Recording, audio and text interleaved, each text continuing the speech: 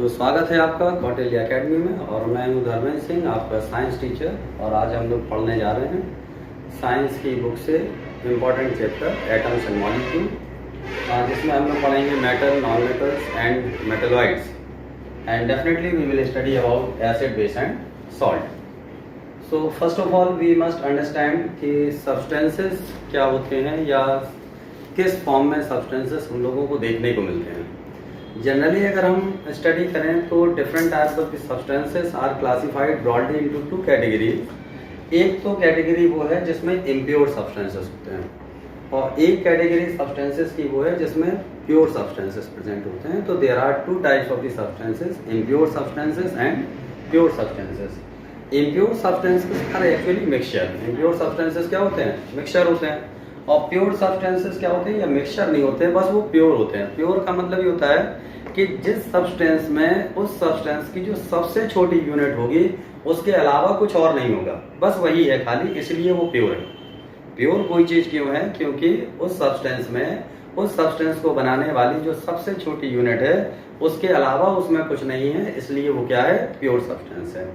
For example अगर हम consider कर लें कि जैसे हम किसी एलिमेंट की अगर हम बात करते हैं, लाइक सोडियम एलिमेंट, पोटेशियम का एलिमेंट, कैल्शियम का एलिमेंट, नाइट्रोजन का, हाइड्रोजन का, या anything. Suppose we have taken a pure substance के फॉर्म में हमने एलिमेंट को कंसीडर किया है। तो कोई एक एलिमेंट है, जैसे सोडियम का एक एलिमेंट हम कंसीडर करते हैं। तो sodium is an element which is represented by Na as a symbol. Sodium को किससे रिप्रेजेंट करते हैं? Na से रिप्रेजेंट करते हैं। तो जब हम सोडियम का एलिमेंट बनाएंगे तो sodium element has many atoms, right? And each atom of the sodium element has nothing but Na like this. तो इसके एलिमेंट में किसके एटम होंगे? खाली Na, इस टाइप के एलिमेंट होंगे, क्योंकि इसमें एक ही तरह के एटम प्रेजेंट है। सोडियम के एलिमेंट को बनाने के लिए इसमें किस तरह के एटम प्रेजेंट है? केवल Na टाइप के एलिमेंट प्रेजेंट है, Na टाइप का एटम प्रेजेंट है। इसलिए element is the pure form of the substance, इसलिए हम एलिमेंट को क्या कहेंगे? प्योर फॉर्म कहेंगे। अगर इसमें किसी और तरह का एटम शामिल हो जाए तो that kind of the state of the substance will be called as impure substance. तब हम उसको क्या कहेंगे? इम्प्योर सब्सटेंसेस कहेंगे। So now today we are understanding the pure substances, जिसमें pure substances are classified into elements और compound. तो pure substance को हमने कितने में? दो भागों में बांट लिया है, जिससे कि हम इसको अच्छे से स्टडी करते हैं। तो प्योर सब्सटेंस कितने प्रकार के हो गए? दो तरह के। प्योर को भी हमने कितने में डिवाइड कर दिया? दो में डिवाइड कर दिया। क्या है? एलिमेंट और कंपाउंड। तो प्योर सब्सटेंस कितने हो गए? दो तरह के, एलिमेंट और कंपाउंड। इम्प्योर सब्सटेंस जब आपने पढ़ा था तो इम्प्योर सब्सटेंस का लेक्चर ऑलरेडी पढ़ा है ना? आप चैनल पे जाके उसको देख सकते हैं कि इम्प्योर सब्सटेंसेस क्या होते हैं। तो इम्प्योर सब्सटेंस में क्या पढ़ चुके हैं हम लोग? We have studied homogeneous mixture and heterogeneous mixture. Impure substance मतलब मिक्सचर। इम्प्योर का मतलब क्या होता है? मिक्सचर से। तो मिक्सचर कैसे होते हैं? होमोजीनस और हेटेरोजीनस। होमोजीनस में हमने क्या पढ़ा? सॉल्यूशन के बारे में पढ़ा। हेटेरोजीनस में कोलॉइड एंड सस्पेंशन। तो जिन्होंने कोलॉइड्स के बारे में नहीं पढ़ा है वो उसमें देख लीजिए कि व्हाट आर एक्चुअली कोलॉइड्स, है ना? सस्पेंशन क्या होते हैं उनको देख लीजिए, और सॉल्यूशन क्या होते हैं वो देख लीजिए। तो you have topic on, you have a video on each topic. You have a video on the solution, suspension and the colloid and everything, but you need to simply watch it. अब हम क्या पढ़ा रहे हैं? Impure हो गया है तो क्या पढ़ना है? प्योर को पढ़ना है। तो प्योर में क्या शामिल है? Element and compound. Elements are classified into three categories again, metal, non metal and metalloid. Element में क्या चीजें हैं? तीन चीजें हैं। एक तो मेटल है, दूसरा नॉन मेटल है, और मेटलॉइड है। अब देखिए ऐसा है, तीन तरह से जब हमने इसको क्लासिफाई कर लिया, तो क्लासिफाई करने का मतलब पहले तो ये समझ लें कि एक्चुअली होता क्या है। जब किसी चीज की डिस्कवरीज या रिसर्च या इंफॉर्मेशन या वैरायटी फॉर्म्स ज्यादा हो जाते हैं तो सबके बारे में स्टडी कर पाना संभव नहीं होता है। We can not study each and everything very much, and that's why we need to have them classified. इसलिए हमें क्या जरूरी है कि उनको हम समानता और असमानता के आधार पे कुछ ग्रुप में एडजस्ट कर दें, और जब हम उनको डिफरेंट कैटेगरीज में एडजस्ट कर देते हैं तो that is called the classification. तो we have many elements, many type of the elements. तो हर तरह के एलिमेंट्स के बारे में ना पढ़ के हम उन एलिमेंट्स को क्लासिफाई कर लेते हैं, ग्रुप में डिवाइड कर लेते हैं। तो we have divided all of the elements into metal, non metal and the metalloid.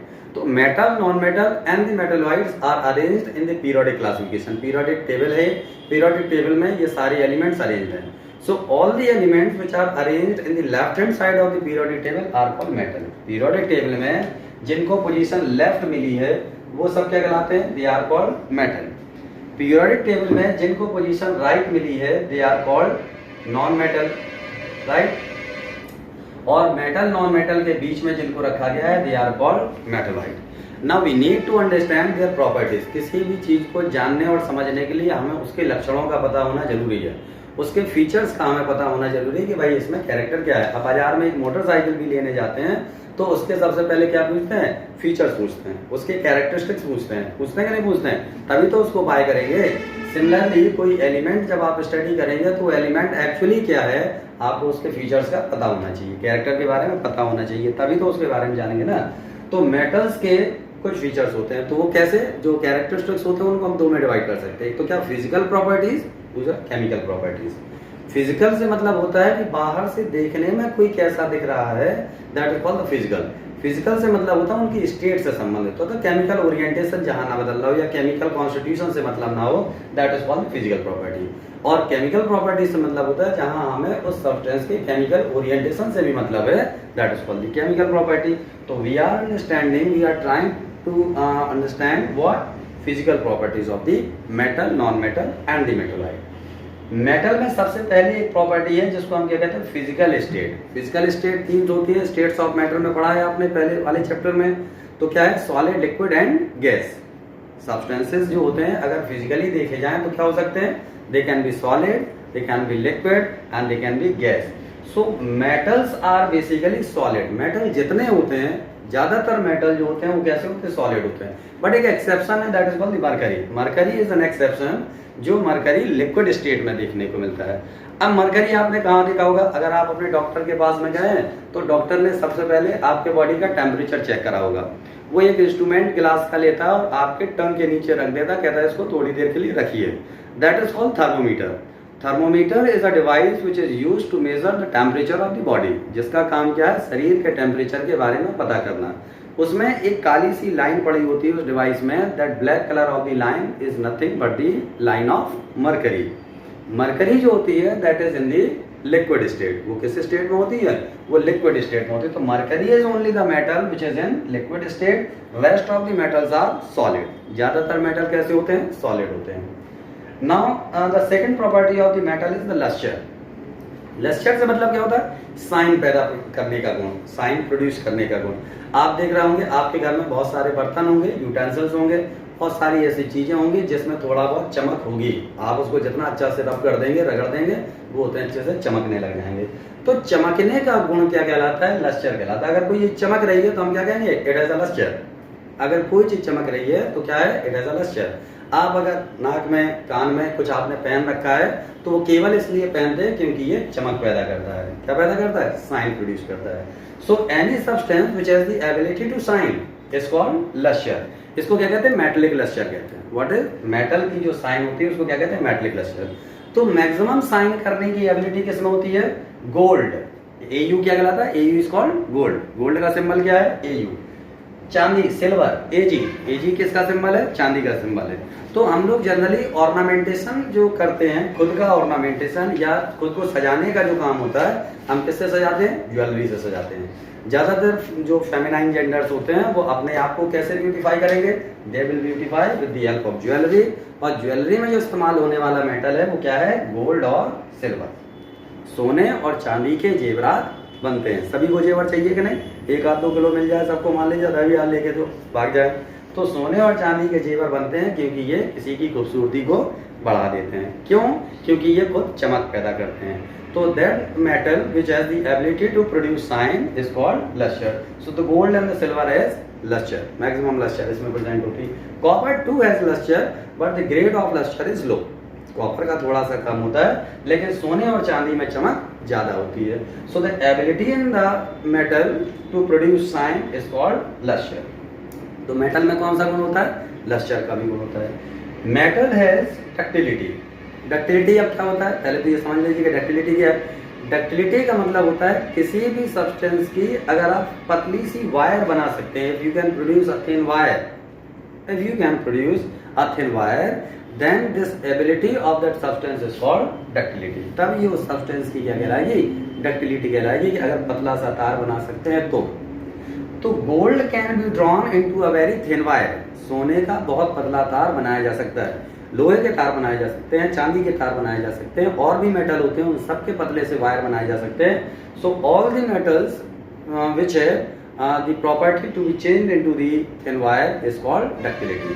That means कि metals are ductile. मेटल कैसे होते हैं, डक्टाइल होते हैं। सबसे ज्यादा डक्टिलिटी किसकी होती है, गोल्ड की होती है। सोने का सबसे ज्यादा पतला तार बनाया जा सकता है। 10 grams of the gold, what is 10 gram of the gold can be redrawn into a 3 kilometers of the wire. 10 ग्राम सोने से 3 किलोमीटर लंबा तार बनाया जा सकता है। कितना लंबा तार बनाया जाता है, 3 किलोमीटर लंबा। कितने से, 10 ग्राम से। 10 ग्राम मतलब जिसको आप 1 तोला कहते हैं, कितना कहते हैं, 1 तोला। 1 तोले से कितना बन सकता है, 3 किलोमीटर लंबा सोने का तार बन सकता है। तो यू कैन अंडरस्टैंड, आपके बाल से भी पतला तार जो है बनाया जा सकता है। The hair which is on your head is little thicker than the wire that can be drawn by the gold. Gold से इससे भी पतला तार बन सकता है।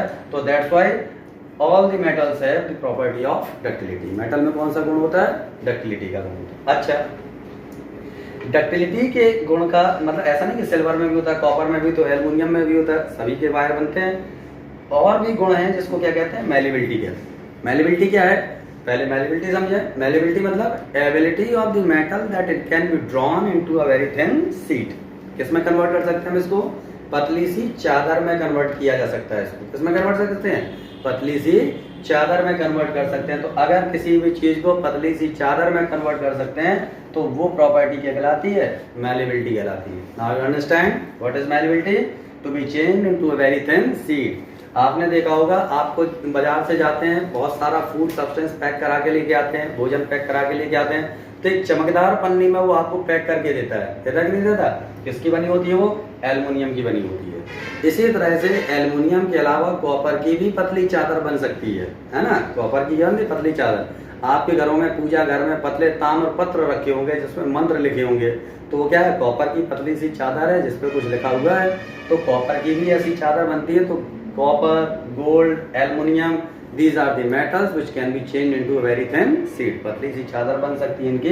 तो this property is called malleability, right? And now tensile strength. Next property of the metal is what? Tensile strength.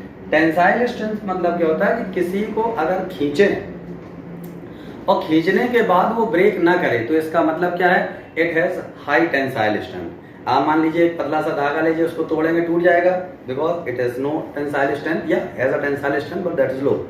तो मेटल का जो वायर होगा उसकी टेंसाइल स्ट्रेंथ बहुत ज्यादा होती है। आयरन का रॉड हो, जैसे जिसको आप आयरन रॉड लेंटर में डाली जाती है, या सरिया जिसको आप अपनी भाषा में कहते हैं, उसको अगर आप खींचने की कोशिश करें, सोचे हम इसको तोड़ देंगे, तो it's not very easy because it has a high tensile strength. क्यों, क्योंकि उसमें टेंसाइल स्ट्रेंथ ज्यादा होती है, बहुत ज्यादा ये गुण होता है कि उसको कितना भी खींचिए वो टूट नहीं सकता। तो मेटल में क्या प्रॉपर्टी है, टेंसाइल स्ट्रेंथ की प्रॉपर्टी है। इसको एक थोड़ा स्किप करिए, नेक्स्ट प्रॉपर्टी पे आते हैं, दैट इज कॉल्ड सोनोरिटी।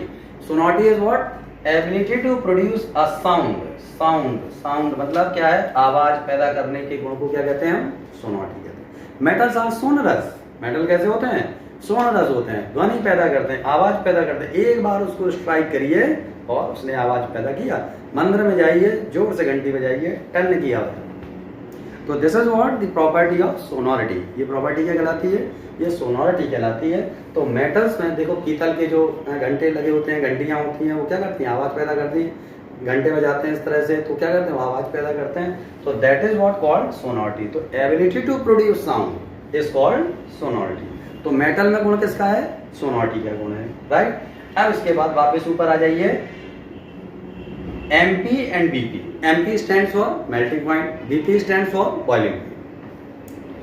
किसी भी सब्सटेंस के लिए वो टेम्परेचर, जिस टेम्परेचर पे वो सब्सटेंस बॉयल करने लग जाए, किसी भी सब्सटेंस के लिए वो टेम्परेचर जिस पे वो बॉयल करने लगता है, that temperature is called the boiling point. और किसी भी सब्सटेंस के लिए वो टेम्परेचर जिस पे वो मेल्ट कर जाता है is called the melting point. तो melting point and the boiling point to all the metals is sharp and very high, मतलब फिक्स होते हैं दूसरी बात हाई भी होते हैं कि अगर इनको हम मेल्ट करना चाहें या बॉयल करना चाहें तो इनके मेल्टिंग पॉइंट बहुत हाई होंगे। They will require plenty of the energy and the heat just to take them melt and boil। उनको मेल्ट करने के लिए और बॉयल करने के लिए बहुत सारी एनर्जी की जरूरत पड़ती है। तो all the metals have sharp and high melting point and the high boiling point. And next is the thermal and electrical conductivity. Thermal से मतलब क्या है कि flow of heat is called thermal conductivity, flow of electricity is called electrical conductivity. तो metal allow heat and electricity to flow through them. Metal क्या करता है, metal ये परमिशन देता है, अलाउ करता है कि भाई हीट और करंट उनसे बह सके। जैसे आयरन रॉड अगर आपने ले रखी है, एक रॉड का हिस्सा हम आपको पकड़ा दें, दूसरे रॉड के हिस्से को गर्म करें, तो after some time you will feel that the rod is getting hot. Rod क्या हो जाएगी, गर्म होना शुरू हो जाएगी, आपको लगेगा कि रॉड गर्म हो रही है। तो क्यों, क्योंकि हीट यहाँ से फ्लो करके रॉड से आप तक पहुंच रही है। तो इसका सीधा सा मतलब ये है कि heat can flow through the metal. So metal have the ability to allow the flow of heat, that is called thermal conductivity. अब अगर हम करंट ले लें, 440 का वोल्ट का तार लगा दें यहाँ पे, उसमें करंट सप्लाई करें और रॉड तुमको पकड़ा दे, कहते छुओ इसको, तो करंट जो है वो रॉड से होके आपको पहुंचेगा। तो this is called what, electrical conductivity. इसको क्या कहते हैं हम लोग, इलेक्ट्रिकल कंडक्टिविटी कहते हैं। तो heat and electricity both can flow through metals. Metal से हीट और इलेक्ट्रिसिटी ये सब फ्लो कर सकते हैं। सो दीज आर व्हाट, कि silver is the best conductor of heat and electricity. Silver से सबसे अच्छे से हीट और इलेक्ट्रिसिटी फ्लो करती है। And lead is the poorest, सबसे कम हीट और इलेक्ट्रिसिटी लेड से फ्लो करती है, और सबसे अच्छे से हीट और इलेक्ट्रिसिटी किससे फ्लो करती है, सिल्वर से फ्लो करती है। So these are what the properties of metal. And now if you have taken your proper attention on the properties of the metal, then you can easily understand the property of non-metals। कैसे, non metal का physical state और comparison करिए metal के साथ में। Physical state इसका क्या है, मेटल का सॉलिड स्टेट, एक्सेप्शन मरकरी। लेकिन फिजिकल स्टेट जब नॉन मेटल का देखते हैं तो it exist in all three forms of the physical states, solid, liquid and gas. तो सॉलिड नॉन मेटल जैसे carbon, sulphur, phosphorus, iodine, these are what, solid non metal. ये क्या है, ये नॉन मेटल्स हैं, लेकिन ये सॉलिड स्टेट में होते हैं। Non metal can exist in the liquid state like the bromine, and non metals can exist in the gases state like hydrogen, oxygen, nitrogen and chlorine. तो ये क्या है, these are the non metals जो कि तीनों state में exist करते हैं। They can exist in the solid, in the liquid and in the gases form. तीनों स्टेट में ये एग्जिस्ट करते हैं। तो ये नॉन मेटल का एक कंपैरिजन भी है किसके साथ में, मेटल के साथ में। नॉन मेटल्स का कंपैरिजन लस्टर से अगर करें तो metals are highly shining but the non metals are dull in appearance. Non metals इतनी चमक पैदा नहीं करते जितनी चमक कौन पैदा करता है, मेटल पैदा कर। बट एक्सेप्शन है, कार्बन का एक एलोट्रोपिक फॉर्म है। कार्बन क्या है, carbon is a non metal and the carbon changes into diamond. Carbon किस में चेंज होता है, डायमंड में। और डायमंड की चमक का आप अंदाजा लगा सकते हैं। हीरे की चमक कौन जानता है, जौहरी जानता है। खाली कौन जानता है, हीरे की चमक को जौहरी जानता है। और कौन जानता है, इंडियन वेमन जानती है, औरतें जानती हैं कि भाई हीरे में चमक होती है ना। आदमी को उस हीरे की चमक में इतना इंटरेस्ट नहीं है जितना चमक किसको होता है, गर्ल्स को होता है, वीमेंस को होता है, क्योंकि उसकी कीमत को, हीरे की कीमत को वही पहचानती है, because it has high shine, बहुत ज्यादा चमक होती है इसमें। तो carbon is the allotrope, exception है। क्या है, all non metals have dull appearance but the carbon's allotropic form called diamond. Diamond में चमक बहुत होती है, right. Non metals are non ductile, non metals are non ductile and metals are ductile. इनकी पतली तार नहीं बनाई जा सकती। दीज आर नॉन मैलिएबल, इनकी पतली चादर भी नहीं बना जा सकती।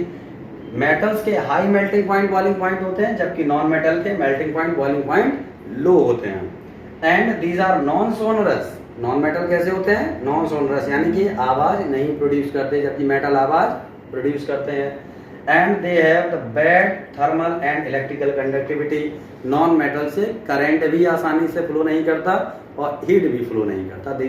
These are not good in conducting heat and electricity, जबकि मेटल ये ऐसा कर सकते हैं। इंपॉर्टेंट प्रॉपर्टी जो मेटल, नॉन मेटल की है, that is brittleness. What is brittleness? Brittleness से मतलब क्या होता है, if you hammer the non metal it breaks into pieces.